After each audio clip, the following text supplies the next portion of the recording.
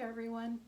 My name is Karina and I live in Western Washington with my partner, my two kitties, and two horses. I am recording on June 12th, 2022. It is Sunday. Welcome everyone. If you're returning, welcome back and thank you for listening. If you're a new listener or viewer, I should say, I hope you enjoy this. This is Season 1, Episode 6 of the Knitting Equestrian Nomad podcast. And today I am talking about explaining the Nomad part of my handle. And this is part 2. If you're interested in part 1, feel free to go back to my previous episode, which I recorded on June 4th. So just a week ago. So again, this podcast is primarily about my knitting. I'm trying to stay upright in my camera, so forgive me while I show you the palm of my hand and adjust my camera. So this podcast is primarily about my knitting projects and my horsemanship journey with my two horses, Odin and Bragi, the Mustangs, both of whom I adopted from the Bureau of Land Management wild horse adoption program. I'll talk about them in more detail, maybe not so much this episode, but I do talk about my horsemanship journey with them as they were both adopted, or they were both gathered off the range from two different herd management areas, and were definitely living their wild horse existence prior to getting some training and then coming to me. But right now I'm focusing on just kind of the how I got to where I am today in horsemanship. Today we are on June 12th, Sunday, June 12th, 2022.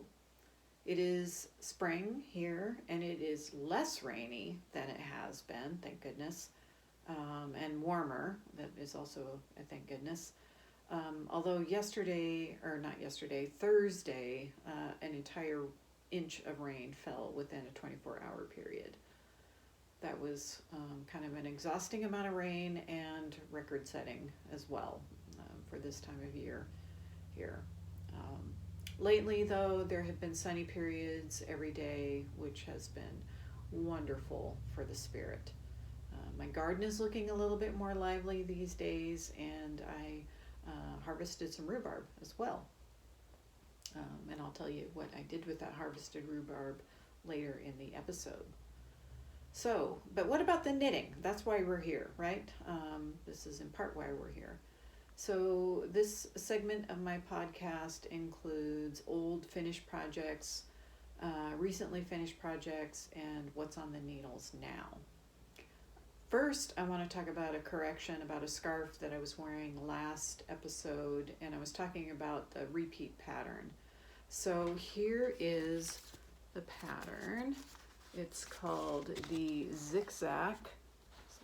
See that? ZickZack scarf pattern. Hopefully you can see that. It looks backwards to me, but it has this nifty zigzag pattern.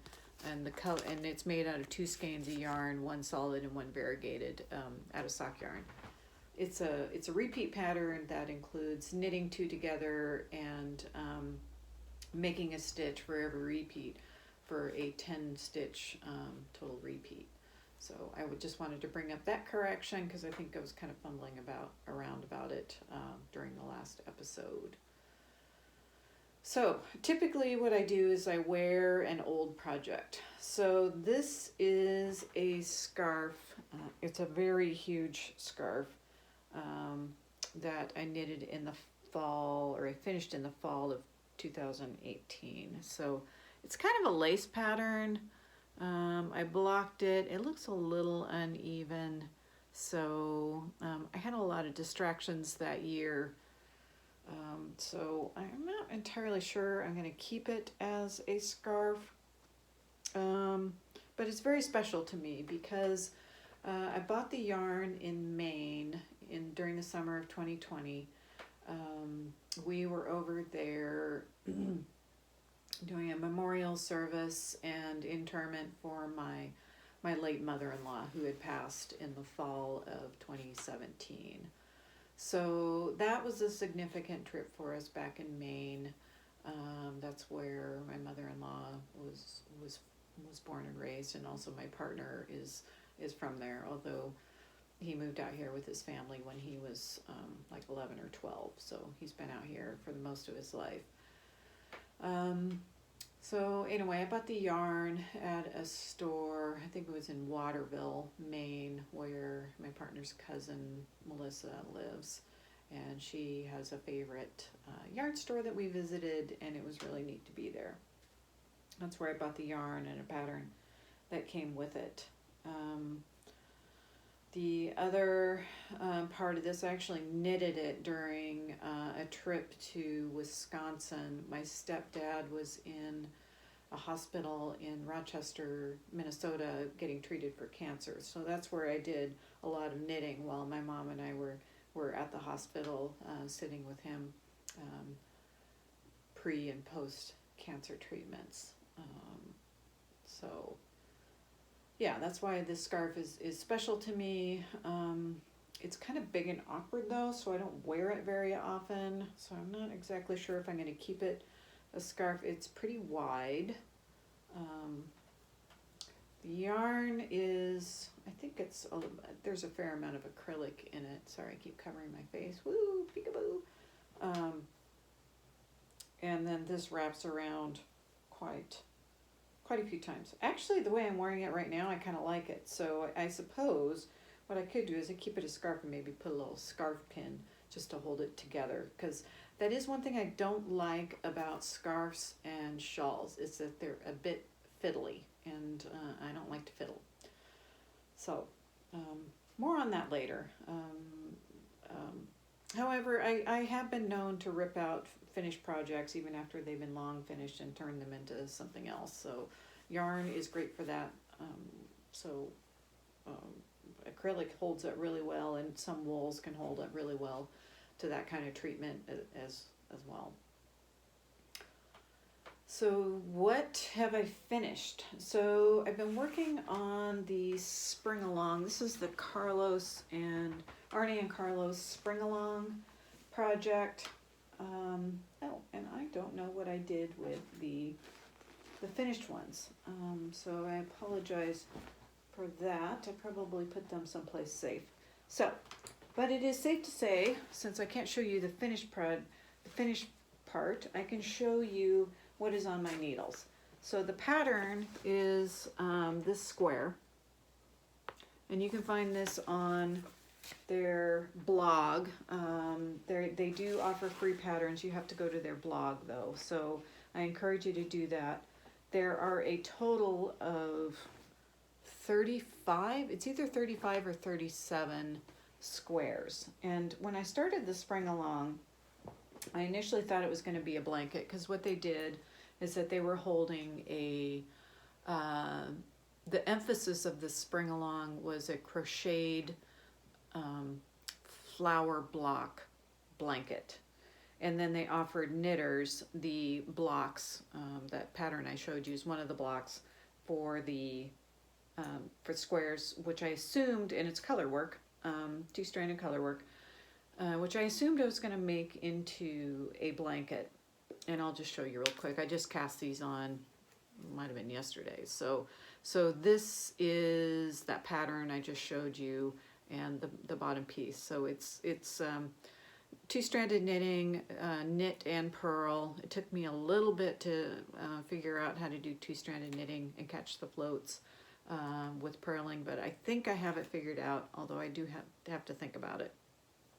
So I can show you my floats. They're pretty good. I get a little, some of them get a little long, but I'm pretty good about capturing them. So this is the third square. In one of their recent podcasts, they showed putting together the squares to make a sweater, which is intriguing to me. So I might try that. The unifying color is really, for me, is kind of this light gray. This is a Rowan Norwegian wool that I'm using, And this color, or some shade of gray, for the square I'm working on, the gray is a little bit darker, but I think it's going to be okay. I'll know for sure once I put together all the squares. But the first two squares have that lighter colored gray. So I may put it together into a sweater and then rewatch that video, their podcast where they showed how to put it together into a sweater and cast on or pick up stitches to make the collar. And I think once I understand how to do that, it'll be fairly simple to figure out how to cast on for cuffs and the ribbing at the bottom too. So that's going to be really cool. What else am I working on? I'm still working on my raglan sweater. This is the kind of knit your own adventure, the raglan sweater from Knitting Fool. You can get the figure out how to make your own raglan sweater. So I divided the body from the sleeves, and now I am just working on the body. This is self-striping yarn.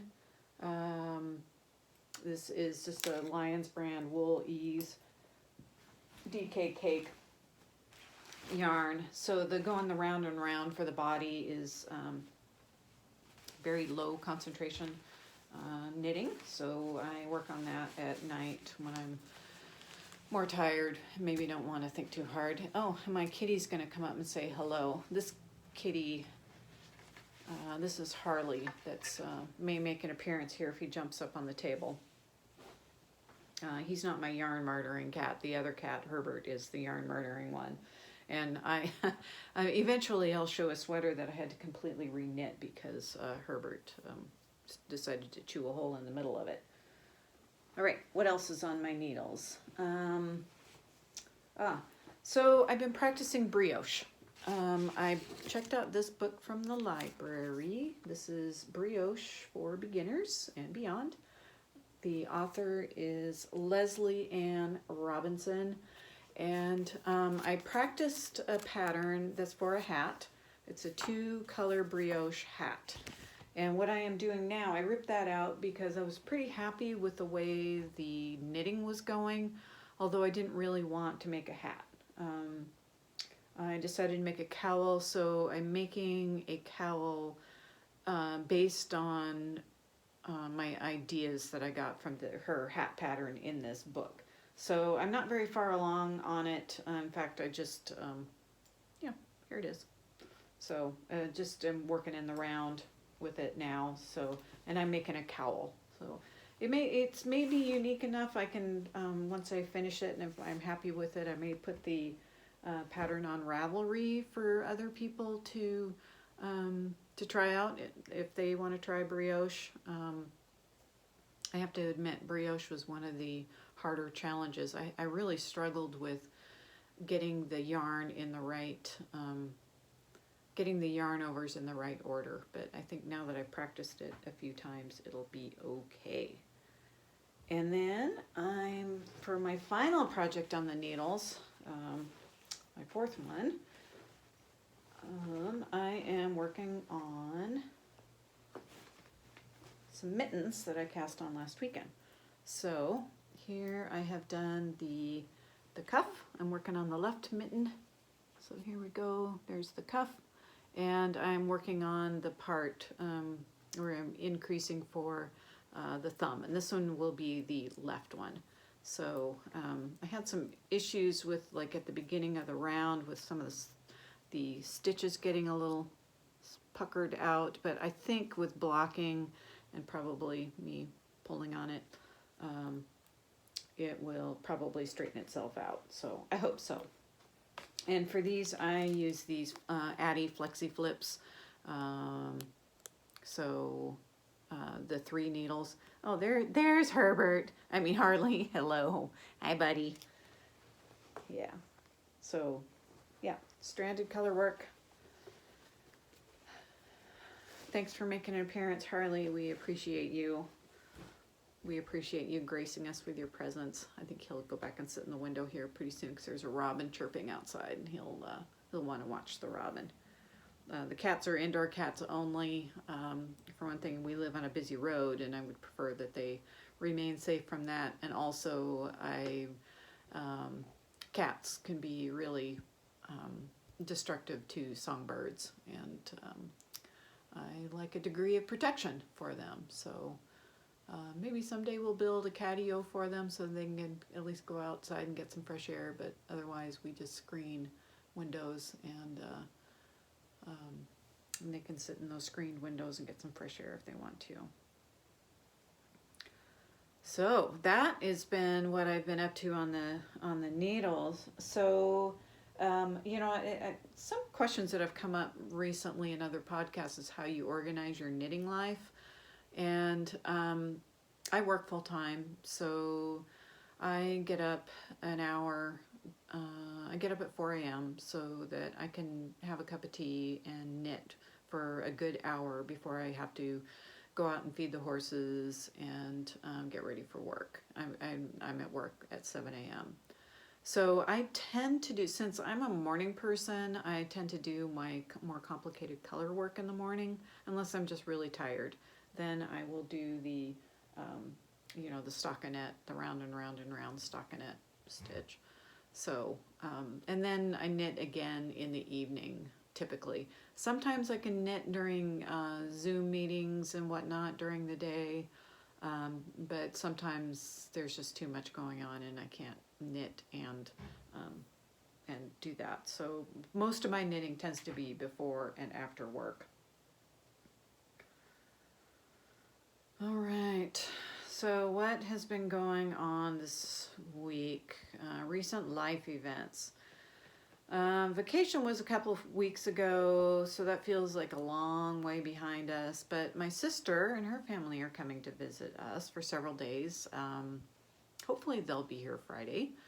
They are driving out from Wisconsin. It's my birthday coming up, so they're coming here to help me celebrate my birthday and also to visit our dad, who's in his late 70s, and other family members that she doesn't get to see very often. So our mom lives in Wisconsin, so she gets to see her at least 6 months out of the year before my mom and stepdad go to Texas for the winter. So anyway, that's really looking forward to their visit, and hopefully we'll get a little bit more summer weather by then.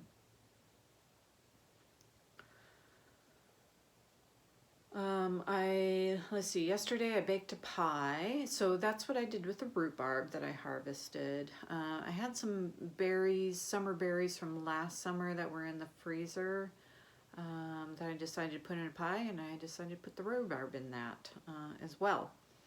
The pie is a little tart, which to me makes it perfect for breakfast. So I think that's what I'll be eating for breakfast next week.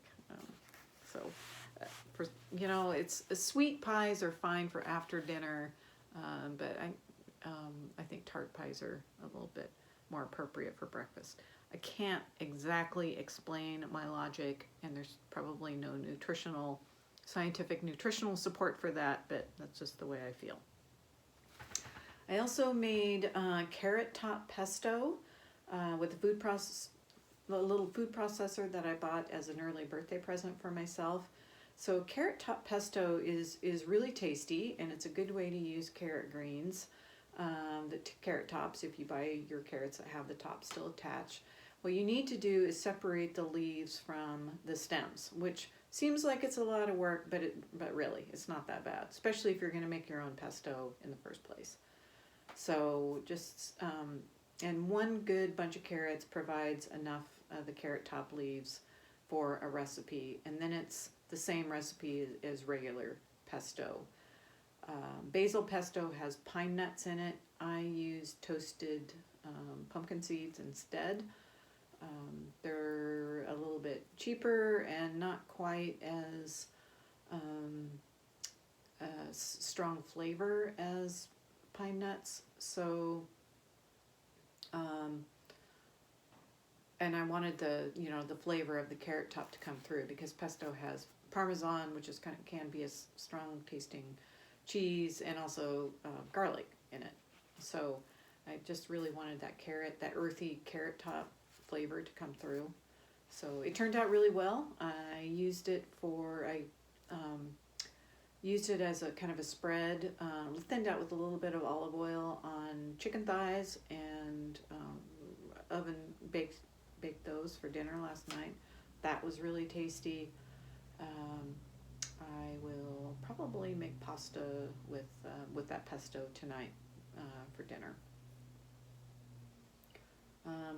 Other cooking stuff, I made yogurt, baked some yogurt in the oven, so that's also a very simple recipe. I kind of think of them as oatmeal, kind of like oatmeal cookies with less sugar. So I use honey as the sweetener, and just put in a bunch of seeds, pumpkin seeds, sunflower seeds, flax seed. I'm trying to think of what else I put in there. Coconut, unsweetened coconut, stuff like that. And I put it in the oven, kind of like I was baking oatmeal. And oil. So I use a combination of olive oil and just other organic vegetable oil. I don't find the olive oil flavors it very strongly, especially if you mix it. I've used straight olive oil before. The flavor is fine with me. Other people may object to the olivey taste, especially if you want fruit and stuff on your yogurt, which I do. I cut up berries and add a little strawberry jam and homemade yogurt. So I make yogurt in my Instant Pot. So that's another kitchen-y thing that I do. So yeah. So that was just kind of my cooking inspiration. My cooking inspiration tends to come from what is in the refrigerator that needs to be used up. So I have mentioned before that I hate to see waste. So I try to, if it's just a little too wilty to serve, and you're not going to wilt it anyway, such as greens or something, which you would wilt anyway by steaming or stir frying or whatever, then they can go in the I keep a freezer bag labeled soup, and then I make my own stock using those leftover steak bones, leftover chicken bones, and then any vegetable that's not too cabbagey. Like, for instance, I didn't use kale stems in my soup pot. It just gives it just a little too influenced by kale. So, but I do put in the big green tops of leeks that you can't cook. I use those in my soup stock, and that actually ends up being a very nice flavor. And finally, Harley's coming back up. Yes, hello, handsome boy. You could see his ear. That's funny. So gardening, I've eaten a few strawberries out of the garden. They're very sweet and tasty. And the radishes and some greens are ready to harvest, so I'm looking forward to doing that. All right, that's kind of the life stuff that's going on. And I wanted to continue my narrative about the equestrian nomad, the knitting equestrian nomad. The knitting part, it should be obvious. I'm a knitter. Equestrian, that should be fairly obvious too, since I have horses. And actually, speaking of horses, I should talk about some things that I did with them this week.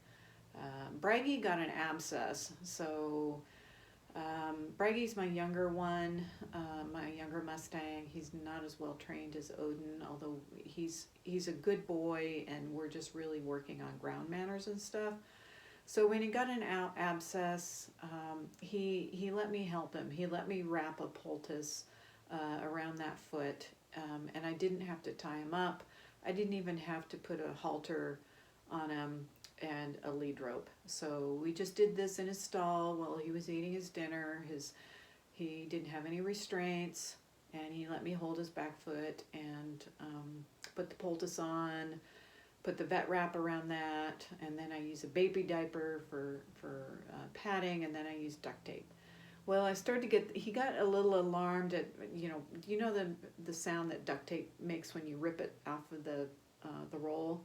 Well, he got a little startled by that, and he started to walk away. And I let him do it. It's like, okay, I understand. That was a little weird for you. So I let him walk away, and then he was like, well, maybe that wasn't so bad. And he came back. So I gave him a treat for that. What I do is I do positive reinforcement. So if he does something I like, I make this sound. I just click my tongue at the roof of my mouth, and they know, both my horses know, that means they did something good. And I often have treats in my pockets, and he gets a treat for that. Okay, so immediately I could see his mind was at ease, that he was okay. The ripping sound was not going to hurt him, and he let me finish. So that was the day that it was really super rainy, that we got the inch of rain. So there was a lot of mud and muck. And so I did kind of a sloppy job of wrapping his foot, knowing full well, and by sloppy I mean you're not supposed to put the wrap over the coronet band, which is that it's a growth band between their hoof and the hairline on their leg. So you don't want to smother that, essentially. But I knew that he would only have the poultice on for a short time based on the mud, no matter really how careful I was with wrapping it. So I went ahead and wrapped it over that coronet band, feeling very confident that the poultice would not be on by morning when I came out to feed again. And if it was, then I would just take that piece of tape off around the coronet band and just re-secure it. As expected, the poultice was not on in the morning, but he was feeling a lot better. He was willing to put some weight on it and, in fact, stand on it and let me pick up his other foot. So he was weight bearing on that, and that was a really good sign. So I've just been watching him this week, and he seems to be doing a lot better. And yesterday afternoon, during a sunny period, I went out to the barn and I just wanted to see if either of the horses wanted to do anything. So that's how I go out there. I approach him and I say, hey, does anyone want to do anything? And Odin, my older Mustang, he started walking towards me from the pasture. So I was like, okay, great. He wants to do something. Bragi turned and went the other way. So that's fine. That's fair. So Odin and I went into the round pen, and we just started working on body movement and stuff like that. And I do most things as much as I can at liberty. So, can you move your shoulder? And do you understand what I mean when I make this signal towards you? That's how I approach it. And if he does, sometimes I'm pretty persistent at it until he gets the right answer. So there's a couple schools of thought on this, and I'm not sure the one I'm using at the moment is really working that well. So, again, I be persistent, and I just kind of keep tapping or applying a bit of pressure, with I hold a stick, not to whap him or anything, but just a tap, it's just an extension of my arm, tap, tap, tap, move this piece. Sometimes it's better to, instead of letting them wonder and guess at what you're asking them to do, sometimes it's better to give them a sharper rap and just say, well, not that noise, sorry, that was confusing. Just sort of, tap them harder to see if that will help them understand what it is you want.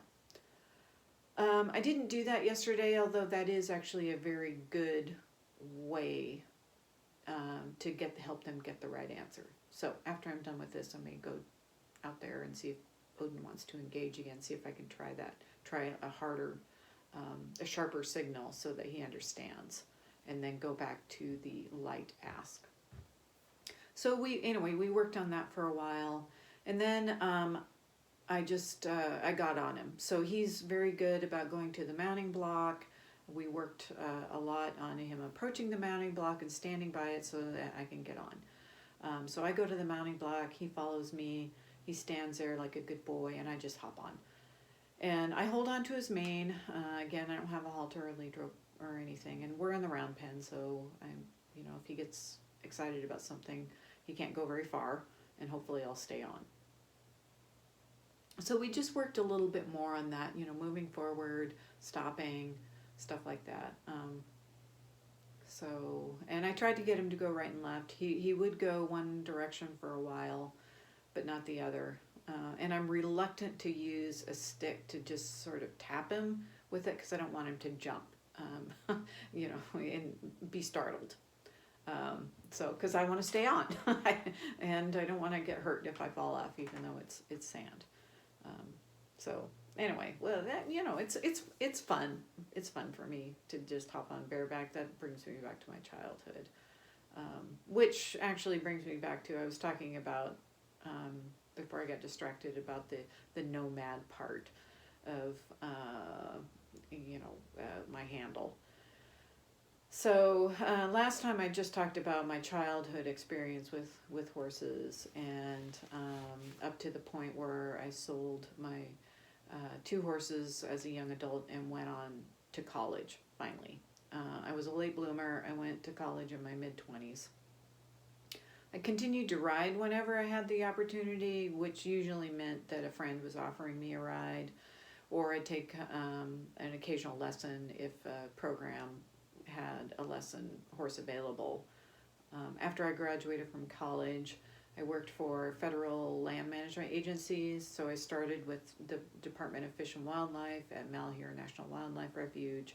I worked for the National Forest Service, which was at the Umpqua National Forest. And mostly I worked for the Park Service, the National Park Service. So I worked all over the place. I worked at Big Cypress and Everglades and Rocky Mountain, and units in California, and ended up at Redwood National Park, and then down in Southern California at the Santa Monica Mountains National Recreation Area. So during that time, and that was a good, 1993 until about 2000. It's when I went to Southern California. So, a good period of where I was just sort of, pick-up riding here and there, or if a lesson program offered it. So I took, a variety of lessons, whether it was just Western or English or dressage or something like that. So it was just fun for me. I didn't have any aspirations to show at that time. I just wanted to ride and connect with horses. So some of my coworkers who worked for these land management agencies managed to keep horses even though they moved fairly frequently as well. And that was part of the nomad piece, is just moving a lot. I did not feel settled enough to be responsible for horses, so just taking lessons and riding when I had the opportunity was a good option for me. Eventually, though, as I mentioned, I worked for Santa Monica Mountains National Recreation Area and in Southern California, and I felt pretty settled down there. So I felt more inspired to start, looking for my own horse. I got involved in several different lesson programs. There are a surprising number of riding opportunities down there. Maybe it's just a surprise to me. I mean, the LA Equestrian Center is in the San Fernando Valley, which is where I lived. And then there's a lot of kind of around the edges of the San Fernando Valley. There's a lot of properties that are big enough for horses, which means, could be an acre or two. And sometimes in those acre or two, there are, small boarding facilities that have 30 horses with limited turnout. So I found a program. I found a couple of riding programs. One of them I was able to do some calf roping, and not little calves. These were definitely older calves turning into steers. And that was fun, but I think my bigger aspiration was to ride hunter jumpers, and there was a barn pretty close to where I lived that had lesson horses, and I rode there for a few years. And also, not far down the street from that barn which was a mile from my house, was a therapeutic riding program. And that was my introduction to therapeutic riding, which really helped me understand the how horses can really benefit humans. I think that's one of the things that I really struggled with horses. It seemed like such a luxury thing, and that only people with money could have horses, especially in certain environments, or show, because showing's really quite expensive. And I did some showing while I was in Southern California, about once a year, what my budget could allow. But I think where I really started to learn the horse-human connection was volunteering for that therapeutic riding program. Very neat. I have some great specific memories of working with clients who, adult and children, adults one woman who had MS, and part of her therapy was riding. One of the things about horses is that when they walk and you are riding, it puts your body in that walking motion, just swinging your hips and moving your body from side to side. So this is very beneficial for people who need that, whether it's children or adults. And the way that it works is that you have a horse handler, which is what I often did, and you have two people, one on each side of the rider, stabilizing the rider. So, and these horses are very well trained, very calm horses, and then having the extra person on each side helps stabilize the rider, so that emergency dismounts can be made if necessary. But the main thing is that everyone remains safe and gets something out of it. We worked with autistic children, which the riding helped them focus. This one little boy, he was really having trouble focusing on just walking, but so we would trot, and he would focus. He was, all of a sudden, his intention was back with us. And we worked with a little Down syndrome boy, and I don't remember the specific details about his therapy, but it was just a really wonderful experience with riders with a variety of circumstances in which the riding really benefited them. And the horses were very well treated, and were just such willing partners in this endeavor. So very inspiring. I have more to say about that, and as I talk about my journey about being a nomad. But I think what this does is illustrates just sort of my experiencing these different disciplines. So I talked about Western pleasure, showing. I talked about doing the cow cutting and roping, and this part is talking about the hunter jumper journey. I did buy a horse when I was in Southern California. He was a solid colored chestnut thoroughbred paint cross. His barn name was Clipper, and I can't quite remember what his registered name was, but we never used that name, not even when I was showing. I think his show name was Up in Lights or something like that, because he was a beautiful chestnut gelding, and you might be able to imagine a very shiny chestnut coat that kind of sparkles. So that's what he was called, and we called him Clipper. That was just the name he came with. He was 9 when I bought him. So that was Southern California. That was I wasn't knitting then. I was just doing horsemanship. So hunter jumper training several times a week, and volunteering at the Therapeutic Horsemanship Center, which was called Ride On, and I'll put a link to that in the description box. And either working full-time or going to graduate school. I did go to graduate school at UCLA, and also I wanted to point out something else I'm wearing.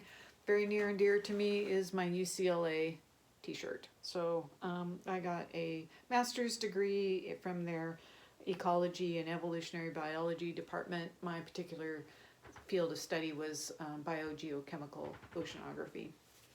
So, and I'll talk, I may talk more about that later, I'm not so sure.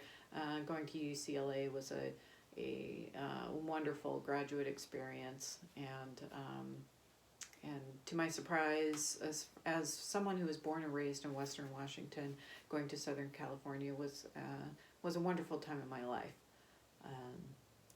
So I've probably gone on enough. This is probably one of my longer episodes. I'm sure it is. We're at 40 minutes now. But the closing bits. So my inspiration this week. One of the podcasts that I have watched is called Wool Gathering Collective. They have a limited number of episodes, and they stopped recording, I want to say about 5 years ago, I think. But I enjoy watching them, so I put those in my show notes that you'll see in the description box. And then this time of year, the Grow Veg podcast, really enjoy that as well. And then also I watched Dan and Kay Jones of the Bakery Bears, also in Great Britain, also meaning that Grow Veg is in Great Britain as well. And I put a link to their show also. Thanks again for watching. If you would like to find me, I am on Facebook, The Equestrian Nomad, on Instagram at CMEQ Nomad, all one word or phrase. My blog is equestriannomad.net. I keep show notes there. Kept a blog since 2003, so you can read all the way back if you like. And then my email is theequestriannomad@gmail.com. My Ravelry handle, I think, is Corrina Law, so CORRINALA. So if you want to find me there, you may connect with me there as well. So have a great day, and we'll see you next time. I'll probably skip next week since my sister will be here, but hopefully I'll have some video with their visit. All right, take care and have a great week. Heart Mountain Wildlife Refuge. Hi. It's one of the residences.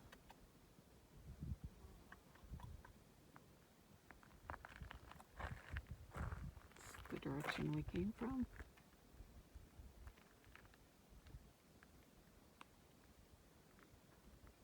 Or are you just photogenic?